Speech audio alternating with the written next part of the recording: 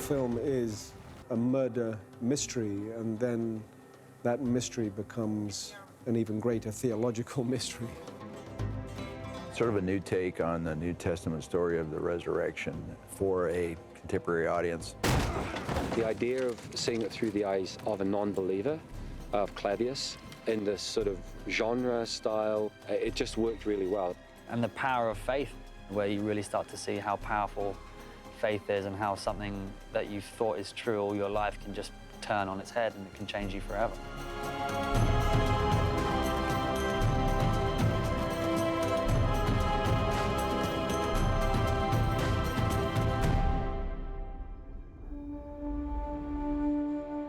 Well, the idea initially came from Paul, my brother, who felt that there has yet to be a film about the resurrection.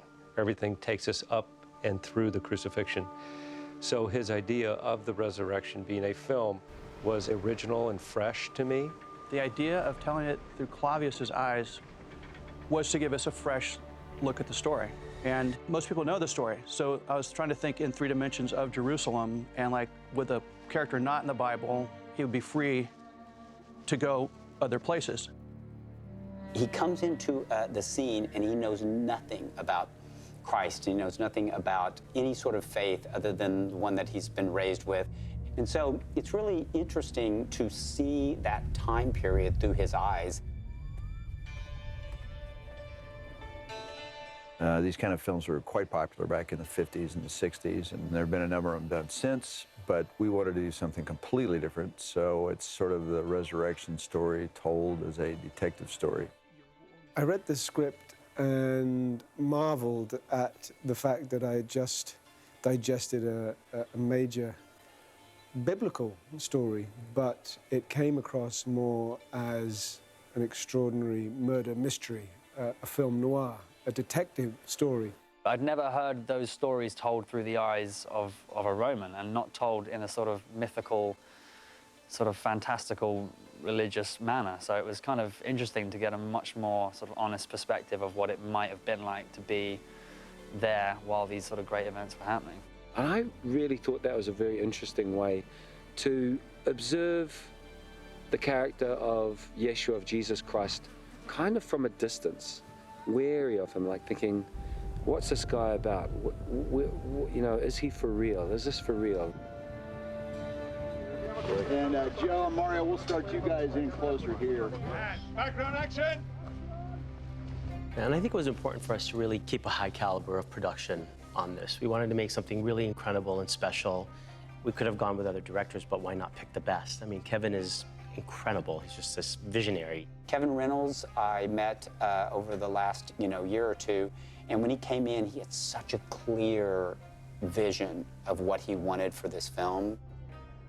The Bible was dealing with history, so if anyone strayed from the original story, you would hear about it.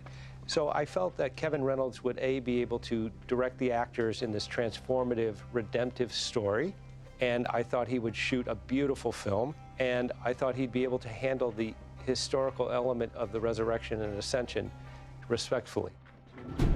Kevin Reynolds has been nothing but a joy from day one. He's always running around, grabbing a pilum and sticking it in a Roman soldier's hand, and then lighting the flame and shifting something himself, and he's very hands-on. The way I direct is just the only way I know how. I've kind of never been one to stand on ceremony, and so I feel like if there's a job to be done on the set and you can do it, do it. And so I do think it perhaps has a knock-on effect with the crew, where they feel like if you lead from the front, that they're more inclined to follow. And I like that. I just like to feel close to the crew and make them feel like, you're not aloof or remote from them. His enthusiasm and his passion has been unwavering, and for a man taking on the task that he's had is quite something.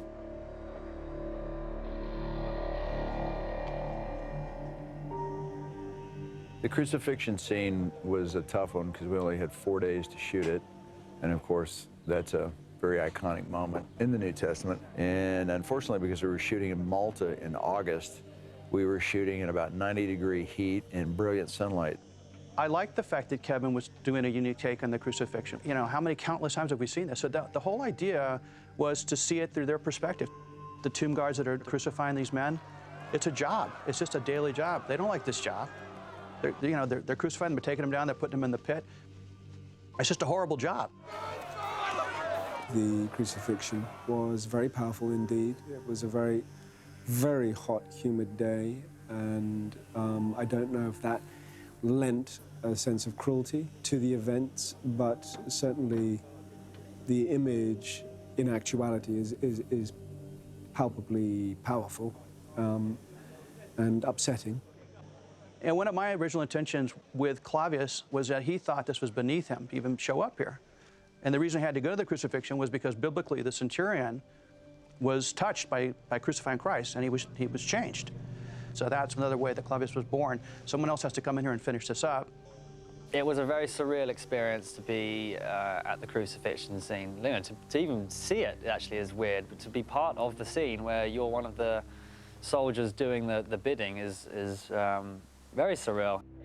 Although I'm witnessing it from a very different perspective, it's a day-to-day job for Clavius, but I myself found it pretty powerful.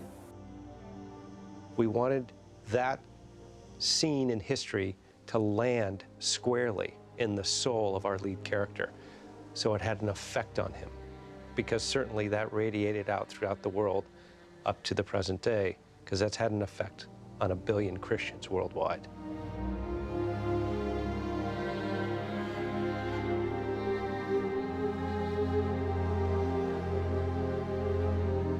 The idea of the movie was to go from darkness to light.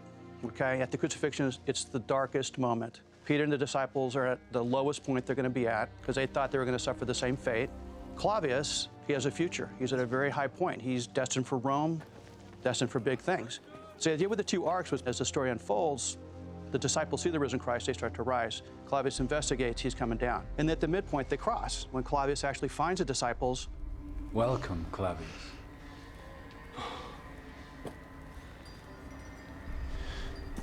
Come join us, brother. The apostles are quite a group and joyous beyond belief. It was like spending Christmas with 12 lunatics. They're the best. The thing I was trying to do with the apostles is, in so many Bible depictions, they are quite pious. And they're all kind of one note, and they look like a bunch of guys in the same wardrobe, you know, and beards, and there's nothing particularly distinctive about them.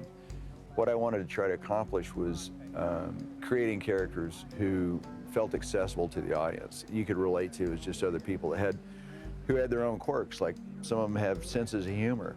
You know, they're different statures, and they have qualities like your friends do.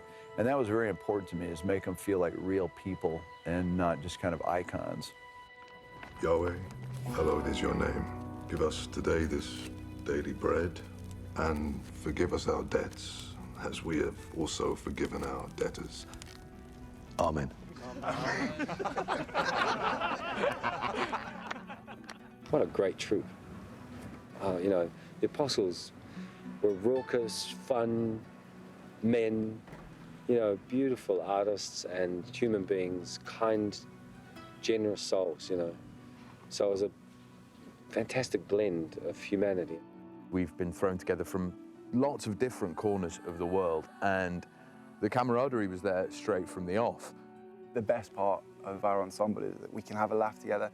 We help each other, we spur each other on when we've got scenes, when we've got big things that we need to be doing within the story. Because there's lots of scenes where we're either in the background or we're walking for miles or we're asleep, and shooting those can take quite a while you're hanging around, all the rest of it. So to have these other guys alongside you and for us all to fit together in the scene as well as outside of the scene has been an absolute joy and made it 10 times easier. Action! They look at the world in a really naive way because they have faith. They don't have to believe in anything that they haven't seen. They've seen it. They have witnessed miracles. So it's a really understandable faith. I would understand that faith as well.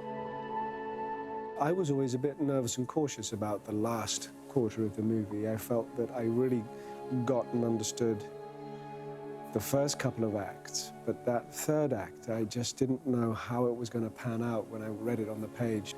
And it panned out so beautifully well because of each and every one of the apostles. Those disciples were just lovable and fun on and off camera, whichever way.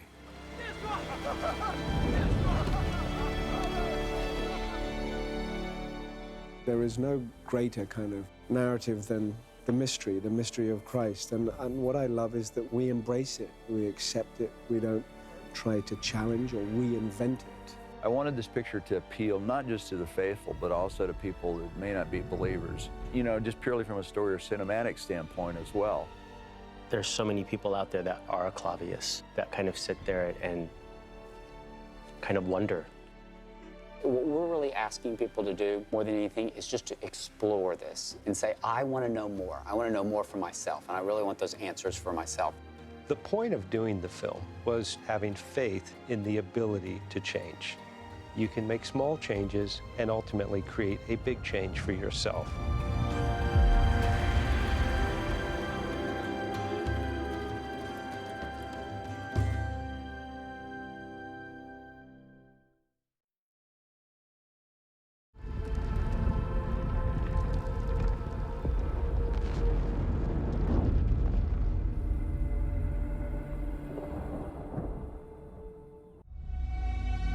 When the Messiah comes, Rome will be nothing! Until then. Risen's told not from necessarily a gospel-centric. This takes a different view. This is through the eyes of a non-believing Roman military leader. The Nazarene said he'd rise again after 3 days. We will lose peace and order if it's true. Will the people believe it? The weak will. There will be no other gods. Kill him.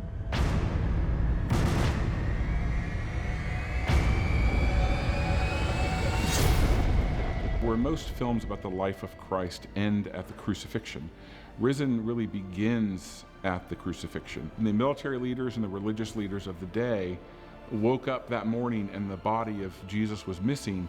It was a mystery to them, and it unleashed a manhunt because they were fearful of what a resurrection would mean, that it would mean that this was a Messiah, that it would cause unrest in Rome and unrest in Jerusalem and unrest throughout Judea. And so we really kind of reveled in and lived in the thrill of the journey of these characters, looking for this body of Jesus, looking to prove that this resurrection was a fake. And I thought, you know, it would be really incredible to tell the resurrection story, because to me, that's the most exciting part of it. Because if you could show a person like Clavius going through something like that and really see what it was like to be in that time and hear about the resurrection and hear about, you know, a person actually rising from death. And I just thought that would be one of the coolest stories to ever tell. For me, nothing really clicked until Joseph came into the picture. I mean, the story was great and the creative team was fantastic. Everything worked, but there was a missing element. Joe finds as Clavius is, I think it's that perfect combination of an empathetic character that the second he walks across the desert and you look into his eyes, you're hooked. And you go, I care about that character. I want to know where he goes. I want to know the decisions he makes. I wanted to find out about this guy. I want to get inside his head. So it was important for us as we were going through the process on Risen, starting from the script stage through production, was to involve pastors and leaders and people that I've known and worked with and trusted for 25 years to really make sure that, while I would never say Risen is a biblically based story, I would say it's scripturally harmonious. That the elements of the story where it touches Scripture are true to Scripture. Very first time that we've seen a fictional story like Clavius, you know, woven into a biblical story like in the New Testament, the resurrection, and it worked so successfully. And for me, I would think that there's so many people out there that are a Clavius, that kind of sit there and kind of wonder. And I sure at times was a Clavius when I'd sit on that rock with Jesus and have that conversation. I've been there. You know, we're looking for people to be impacted in a positive way, and I think people come out the other end after watching it changed. You know, as the scripture shows what Jesus did and said, what did the people around him think, and what were the ramifications of what we saw after the fact? And I think with Risen we get to explore that, have fun with it in a way that is, I think, edifying and encouraging and uplifting.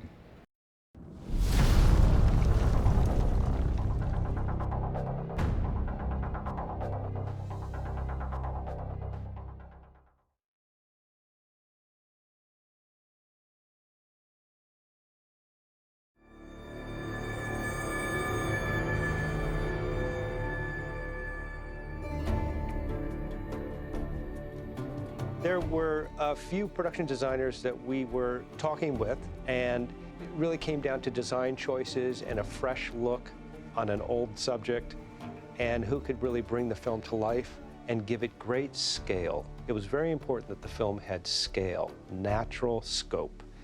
And Stefano really had his finger on that pulse and delivered a beautiful film. I live in Rome, I am from Rome, and you know, in Rome you have all the examples of the Roman thing that you want. But this is a different Rome anyway, because they were far from home. You know, I went through models that existed in Jerusalem. They have rebuilt, you know, based, of course, on researches, on archaeology, and in terms of material as well. You can't do something completely different, you know. Maybe it's correct, but it's wrong for the movie. So Stefano was very, very good at putting together a puzzle and being able to take an opening to an ancient wall in Malta and make it look like an opening to one of the gates of Jerusalem. So he was very skillful, with Kevin Reynolds, of course, directing him and guiding him all through the process of taking bits and pieces and bringing them all together to give you a big presentation of what Jerusalem would have looked like. The production, according to Kevin and myself, decided to choose these two countries, Malta and Spain. Kevin Reynolds directed a movie called The Count of Monte Cristo in Malta. When we went to Malta, we pretty much just found everything we were looking for, all of the mountainous kind of landscapes, the desert landscapes. The Malta location was pretty magical because actually where they were shooting, you can tell it's 2,000 years old. The whole landscape is made out of the same yellow stone. So right off the bat, it's very ancient, it's very magical, and it's in good shape. So Golgotha was historically known as a hilltop outside of Jerusalem. And we had found different pieces of history noting that there were a few of those types of places right outside the Jerusalem wall where crucifixions happened. A lot of this film is really about the resurrection instead of the crucifixion, but we knew that we needed to have this in the film to show the time period and to give everybody a place to start. The specific location we chose, which is very clearly outside of the Jerusalem wall, was more in a space that was appropriate and built for the purpose of crucifixion. Golgotha is very interesting because if you think all the other movie that you have seen is always on a hill. You know, it's there, the cross, up on a hill, and then the rest is down. That is the reverse. That is into a ditch, really. But is a sort of a factory of the death, that place. Also, the crosses that we decided to do is a sort of it's not only a cross, it's a sort of a mechanism that goes up and down. And then they have the ditch behind where they throw the bodies. And, you know, is a different Golgotha. Just from a physical standpoint, Malta in particular was extremely hot and humid when we were there. I'm talking 90% humidity every day for most of the shoot, and that takes a toll on the crew. Just wears you out. We have 200 extras today in searing heat, covered in very hot costumes, and they couldn't be more wonderful and glorious to work with. So I think that's a big part of being here, which makes it special as the Maltese people. In that specific place, we were not allowed to touch anything because that is protected by the government. So we had to build new ground where to put the crosses and have it steady. We couldn't make holes, nothing. And so, but that is something technical that you sorted out with the skill of the people that works with you.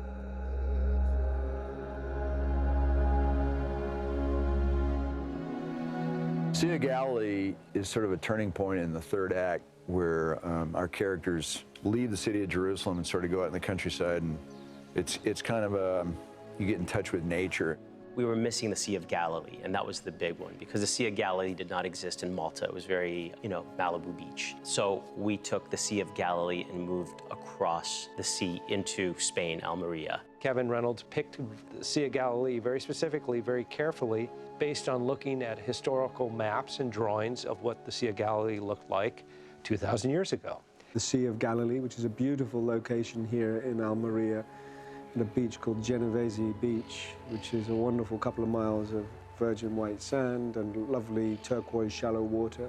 And that was just amazing, 360 degrees, so you had the possibility to shoot in every direction, and with trees, with open space on a beach, so it was quite flexible and interesting.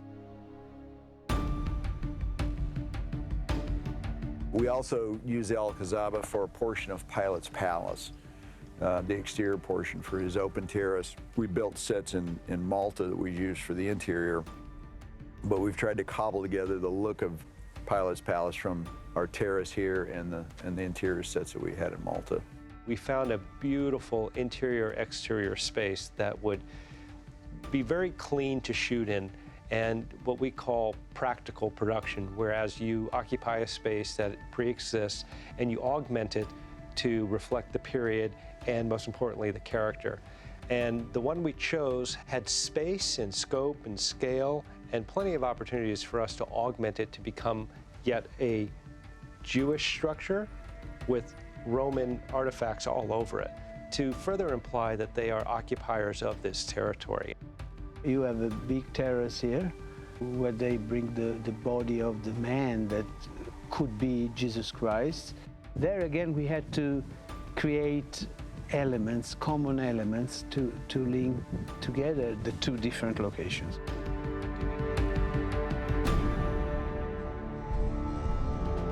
Now, one of the other reasons that we came to Almeria was, one of the key reasons was in trying to create Jerusalem, and the walls of the Alcazaba here in Almeria gave us a scale that we couldn't find anywhere else, and that's why we chose to build our Roman fort just outside the walls.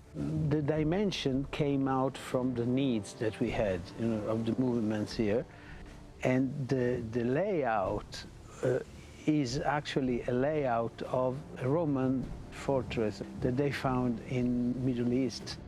What production and Kevin Reynolds had found was this enormous block wall that you can see in the movie that actually runs along the hilltop and crests the hill for about a half mile. And they wanted to use that wall as a perimeter to what the Jerusalem wall would have been. And then down below, the Roman barracks would have been stationed outside of the Holy City as it was historically located. The position of what would have been our barrack was perfect in relation with the gate that became Jerusalem's gate and with the upper part that is all the walls of Jerusalem. And what Stefano and his team beautifully executed was an entire Roman barracks using scaffold, wood, plaster, block, you name it. They brought it in and they built a wonderful, authentic barracks. I think that nobody expected this dimension, because this is quite huge, especially from outside. And they must have thought that, he's crazy. What is? Stefano Ortolani really outdid himself in creating this massive Roman fort. I defy anyone that looks at it to think it's not real. He did a really fine job.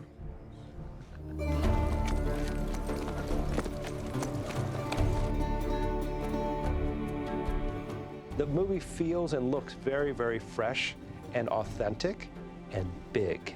I think when you see the final movie, it's going to be hard for you to pull back and realize this is a movie instead of this is actually what happened at the time.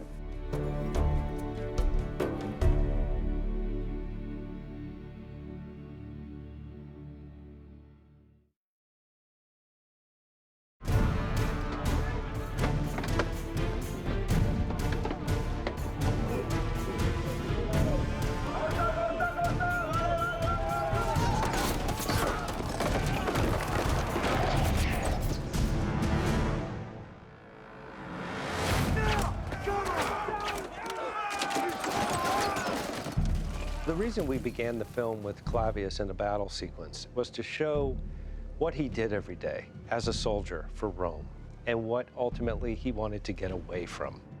Clavius and his legion are operating in Judea, and they are up against a fierce belief system within the Zealot community, who have not several gods, which the Roman people would have and petition, and you could petition different gods at different times.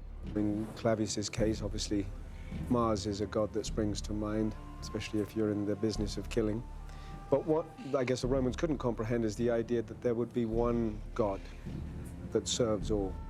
And this is something he would have heard and learned being right next to the walls of Jerusalem. We wanted to focus the film as to the political uprising was between the Christians, who were certainly coming together as a group, and more importantly, a third party in this Judean landscape with its native inhabitants, and Rome ultimately there overseeing the whole territory as land they claimed. The Zealots, they were the more aggressive group of the natives who were speaking out and fighting out. And they did not have a pedestal or a platform to get their message across. So they rebelled. And Rome had to put them down to keep order.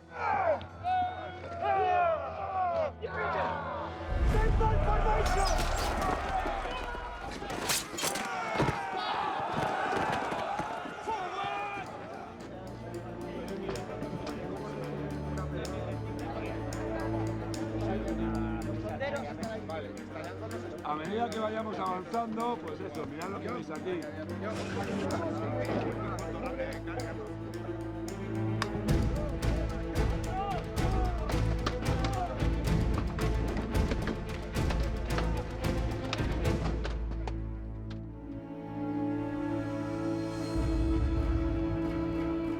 The Zealot battle, which actually is the second scene in the picture, is the most involved sequence in the film. We actually saved it for the last week of filming for a number of reasons. Probably the largest being the fact that we couldn't find a location that was suitable for it.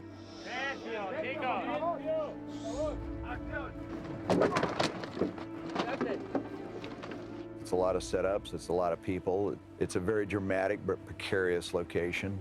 So we had to build this stronghold, which is quite primitive because they were not an army. They are not very organized. They don't wear any uniform.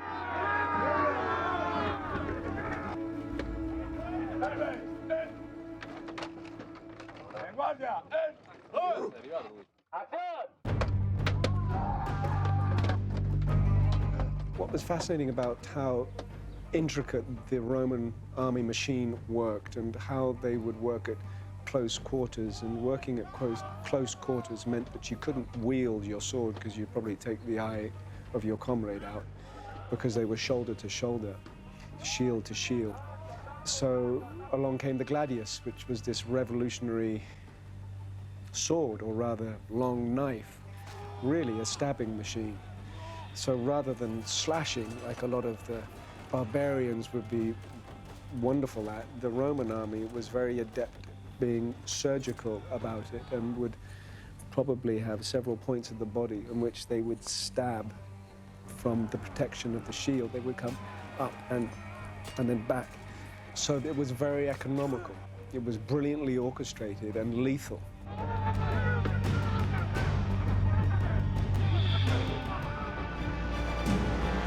He was a leader, and he led his squad, and he was fighting the Zealots, who were going against Rome for being in their native land. But the point of showing Clavius as a warrior, as a leader, was to show that every day he dealt with death. When the Messiah comes, Rome will be nothing! Until then.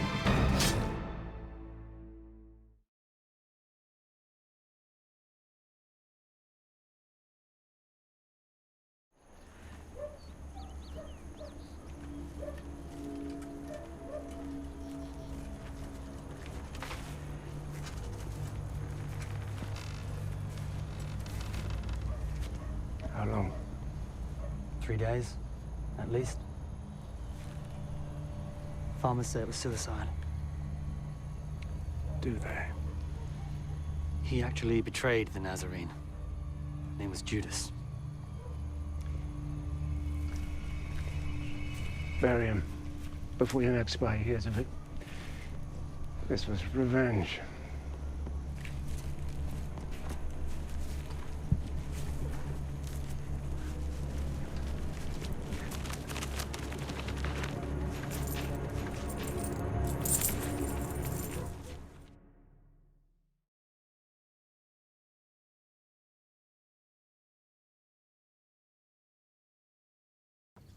I never said Yeshua still lives. I said his lies do. Lies? That weakness is blessed. That sin is somehow forgiven because of him. That our God, Yahweh, loves everybody. Not a follower, then. If I knew them or their hiding place, I'd give you up those fools. That reports here of disciples denying Yeshua to save themselves. Is that you? A lying coward. I'm glad the Nazarene is dead. He was another disappointment. It's not what we deserve. What you deserve? A vengeful Messiah. Your words, Tribune. Get out. Next.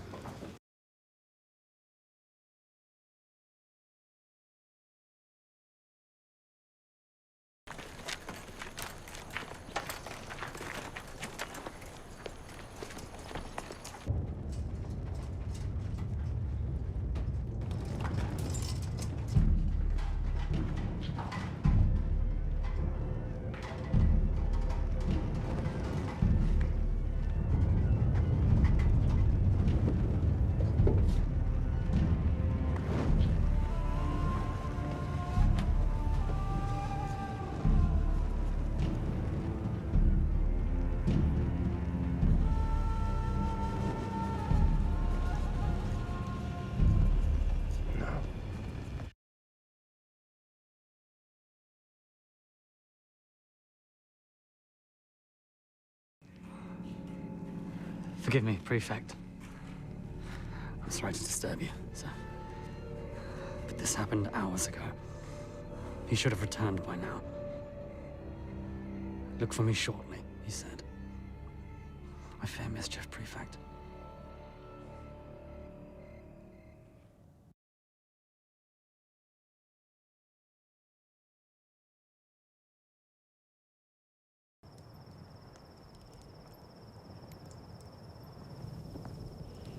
Offer the other cheek.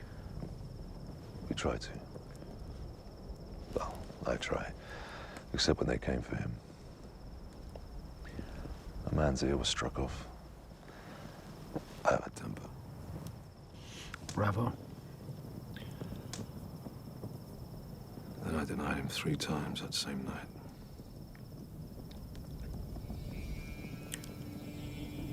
I saw what happens to Zealots.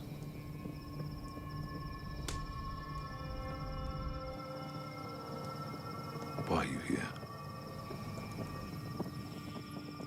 To understand what I saw. To see it again. 3 years at his side, and even I have questions. He just compels you.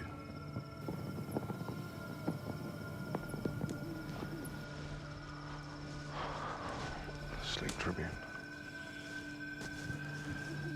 Sleep.